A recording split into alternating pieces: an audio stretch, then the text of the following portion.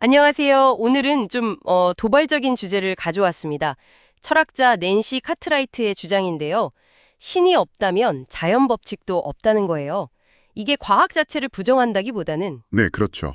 우리가 흔히 생각하는 그 법칙 개념이 신 없이는 좀 뭐랄까 성립하기 어렵다는 이야기거든요.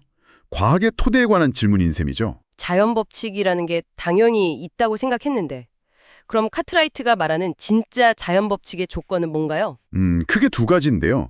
첫째는 법칙이 그냥 현상을 묘사하는 데 그치지 않고 세상을 규정해야 한다는 거고요. 규정한다. 네, 그러니까 뭔가 명령처럼 이렇게 되어야 한다는 힘이 있어야 한다는 거죠.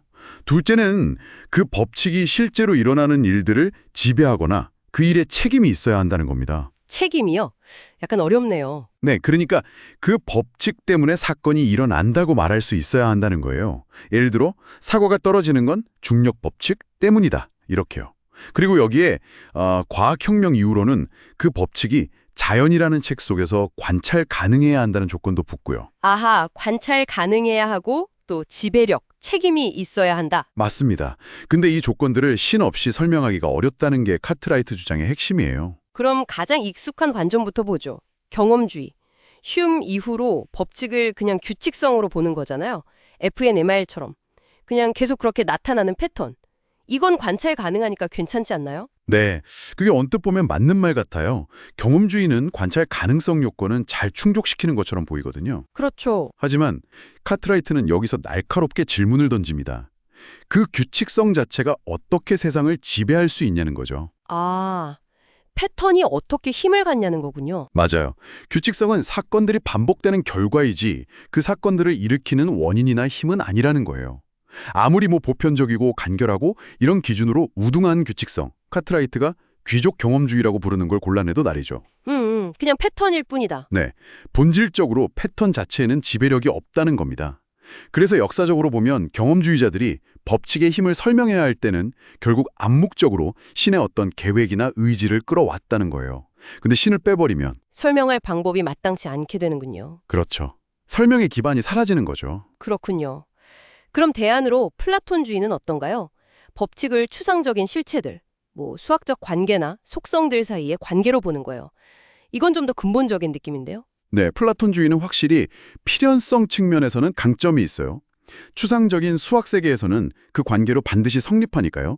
예를 들어 수의 관계 같은 거요. 그렇죠. 뭔가 절대적인 느낌이 있죠. 네. 하지만 여기서도 카트라이트는 문제를 제기합니다. 그 완벽하고 추상적인 관계가 어떻게 이 구체적이고 지저분한 현실 세계의 사건들을 지배하고 실제로 발생시키냐는 거죠. 아, 추상적인 게 현실에 어떻게 영향을 미치냐? 맞습니다.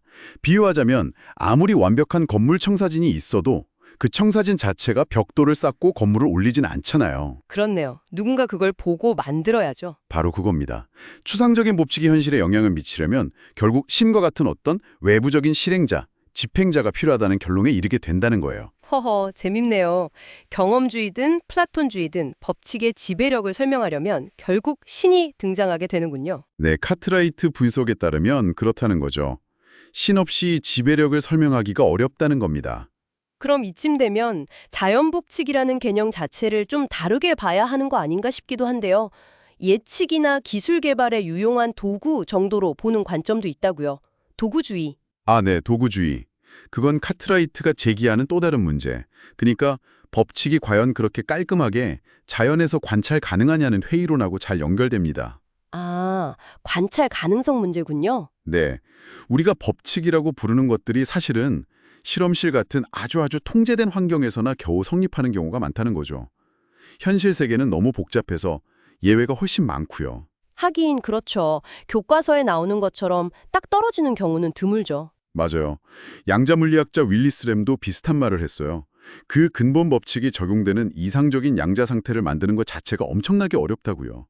그래서 도구주의는 법칙을 그냥 예측하고 설명하는 데 유용한 도구로 보자는 거예요. 그럼 지배력 문제는 일단 피할 수 있죠. 도구니까 지배할 필요는 없겠네요. 그렇죠. 하지만 여전히 질문은 남아요.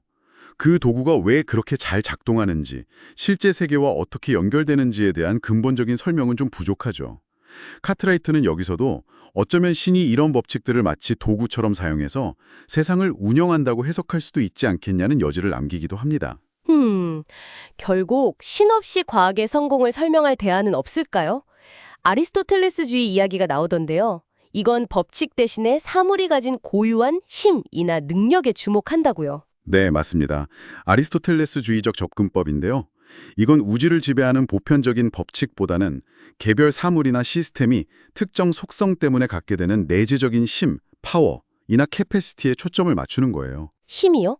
예를 들면 어떤 거죠? 가장 쉬운 예가 질량이죠. 질량을 가진 물체는 다른 질량을 가진 물체를 끌어당기는 힘 또는 능력을 가지고 있다는 거예요. 중력 법칙이라는 추상적인 규칙이 있어서 끌어당기는 게 아니라 질량이라는 속성 자체가 그런 힘을 내포하고 있다는 거죠. 아, 관점이 다르네요. 법칙이 아니라 속성 자체의 힘. 네, 이 힘이라는 개념은 흉 이후의 경험주의 전통에서는 좀 꺼려졌어요. 눈에 보이지 않는 신비한 힘처럼 여겨졌거든요.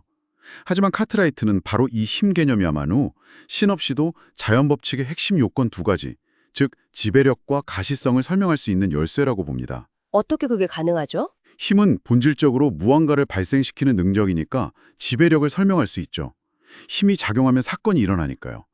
그리고 과학 법칙은 바로 이 힘들이 어떻게 발현되는지를 기술하는 것이고 그 결과는 우리가 관찰할 수 있으니 가시성도 충족하고요. 오, 중요한 건 이 힘의 발현은 상황에 따라 아주 규칙적일 수도 있지만 때로는 매우 가변적이거나 복잡할 수도 있다는 거예요. 그러니까 엄격한 의미의 보편 법칙은 없을 수도 있다는 거죠. 대신 다양한 힘들이 상호작용하는 방식으로 세상을 이해하자는 겁니다. 그럼 만유인력의 법칙 대신 질량이 가진 인력적 힘으로 설명하는 거군요. 네, 그런 식의 접근인 거죠. 자, 그럼 오늘 이야기를 좀 정리해보죠. 낸시 카트라이트는 우리가 일반적으로 생각하는 세상을 지배하는 강력한 자연법칙이라는 개념은 사실 신없이는 정당화하기 어렵다고 주장하는 거군요. 네, 그렇습니다. 경험주의든 플라톤주의든 법칙의 지배력을 설명하려고 하면 결국 신의 역할이 필요하게 된다는 분석인 거죠. 그럼 이게 우리에게 시사하는 바는 뭘까요? 과학을 믿지 말라는 건 아닐 테고요. 물론 아닙니다. 중요한 건 카트라이트가 과학 자체를 공격하는 게 아니라는 점이에요. 과학적 성과를 보편적인 자연법칙의 발견이라는 특정한 철학적 틀로 해석하는 방식에 이의를 제기하는 거죠. 아, 과학에 대한 해석의 문제군요. 그렇죠. 그리고 그녀가 대안으로 제시하는 아리스토텔레스주의적 힘 개념은 우리가 신이나 전통적인 의미의 법칙 개념 없이도 세상에 어떻게 작동하고 또 과학이 왜 성공적인지를 이해할 수 있는 또 다른 길을 보여준다는 데 의미가 있습니다. 우리가 과학에 대해 가졌던 어쩌면 너무 당연하게 여겼던 가정들에 대해 다시 한번 생각해보게 만드는 거죠. 그렇다면 이런 질문을 던져볼 수 있겠네요. 만약 자연법칙이라는 것이 우주를 지배하는 고정불변의 규칙이 아니라 어쩌면 사물들이 본래 가진 힘에 대한 우리의 설명이거나 아니면 그저 유용한 도구에 불과하다면 과학적 지식의 본질과 그 한계에 대한 당신의 생각은 어떻게 바뀔 수 있을까요? 한번 진지하게 곱씹어 볼 만한 질문인 것 같습니다. 오늘 저희 이야기는 여기까지입니다.